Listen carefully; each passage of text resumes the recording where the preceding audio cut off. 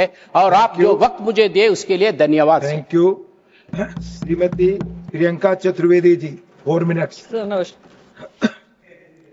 Sir, Siachen war memorial पे माननीय कवि श्री माखनलाल चतुर्वेदी जी की एक कविता है जो कहती है, मुझे तोड़ लेना वनमाली, उस पथ पर देना तुम फेंक, मातृभूमि पर शीश चढ़ाने, जिस पथ पर जावे वीर अनेक।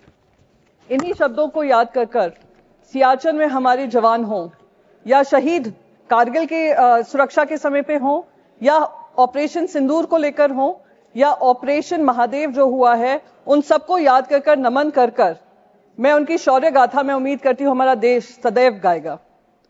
साथ ही साथ मैं उन सारे परिवारजनों को श्रद्धांजलि व्यक्त करना चाहूंगी जिनकी जाने वो पहलगाम में गई, आतंकी हमले में गई, पाकिस्तान स्पॉन्सर्ड आतंकी हमले में गई और वो अभी भी उम्मीद कर रहे हैं कि हर तरीके से ऑपरेशन सिंदूर, जो कल खुद प्रधानमंत्री जी ने कहा कि ऑपरेशन सिंदूर अभी भी जारी है, उस ऑपरेशन सिंदूर के तहत उनको हर पैमाने पे न्याय मिलेगा और नापाक हरकतें जो पाकिस्तान से होती हैं उसको खत्म करने का काम हमारी वीर सेना करेगी। सर, कल प्रधानमंत्री जी ने ऑपरेशन सिंदूर के बारे में कहा वो अभी भी जारी है और मैं उनका शुक्रिया अदा करती हूं कि उन्होंने देश को याद दिलाया कि ऑपरेशन सिंदूर में जो हमारी सेना ने किया वो अब तक खत्म नहीं हुआ है, हम इनकी नापाक हरकतों को खत्म करेंगे। पर कुछ सुझाव मेरे भी हैं। जब पहलगाम हुआ था मेरे मन में भी बहुत सवाल थे। 2 हफ्ते पहले वहां पे गृह मंत्री जी गए थे और उन्होंने कहा था आतंकवाद को बिल्कुल समाप्त कर दिया है। 2019 में जब 370 धारा हटी थी, कौन भूल सकता है गृह मंत्री के वो शब्द जहां उन्होंने कहा था पीओके के लिए हम जान भी दे देंगे।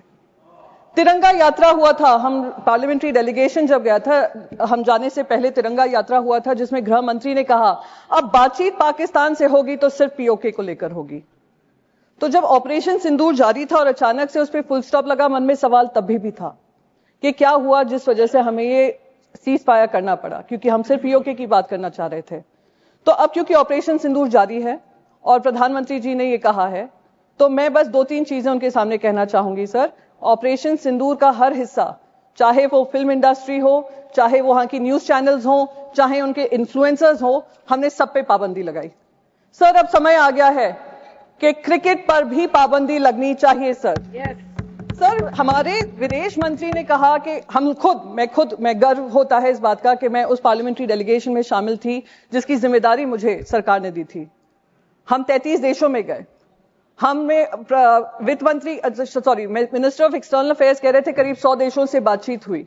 मैं तो कह रही हूं गृह मंत्री जी से, सर आपको बहुत जगह फोन करने की जरूरत नहीं पड़ेगी, एक इंटरकॉम पे ही फोन कर लेंगे।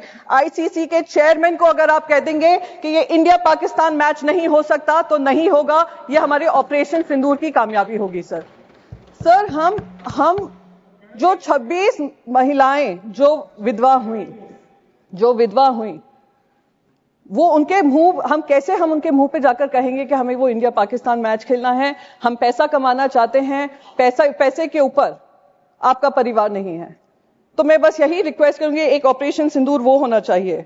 सर, ऑपरेशन सिंदूर में हमने पाकिस्तान को तो मुंह तोड़ जवाब दिया और उसका गर्व है, हम सबको गर्व है, विपक्ष को भी गर्व है क्योंकि विपक्ष आपके साथ खड़ा रहा। जिन लोगों को एंटी नेशनल कहा गया था 2014 से, उन्हीं ने देश का तिरंगा सबसे ऊपर लहराया विदेशों में जाकर। मेरे को उसका गर्व महसूस होता है। सर, पर जो हमारे यहां पर पहलगाम को लेकर इंटेलिजेंस फेलियर हुआ उसकी जवाबदेही किसी ने ली? सर, क्या हमारे इंटेलिजेंस चीफ का इस्तीफा मांगा गया? जी सर, मैं खत्म ही कर दूंगी, मैं ज्यादा समय नहीं लूंगी। सर, बस 20 सेकेंड में खत्म कर दूं। सर, उस इंपॉर्टेंट मिशन का हिस्सा थी इंटेलिजेंस फेलियर जो हुआ, उसके तहत किसी ने भी इसकी जिम्मेदारी लेते हुए इस्तीफा लिया? इस्तीफा होने चाहिए सर। तब तक ये ऑपरेशन सिंदूर कंप्लीट नहीं होगा जब तक आउटसाइड वर्ल्ड को तो हमने पाकिस्तान को 2 टूक जवाब देकर अकाउंटेबिलिटी तय की, जब तक इंटरनल अकाउंटेबिलिटी हम तय नहीं करेंगे। 20 सेकंड हो गए। जय Hind, thank you very much.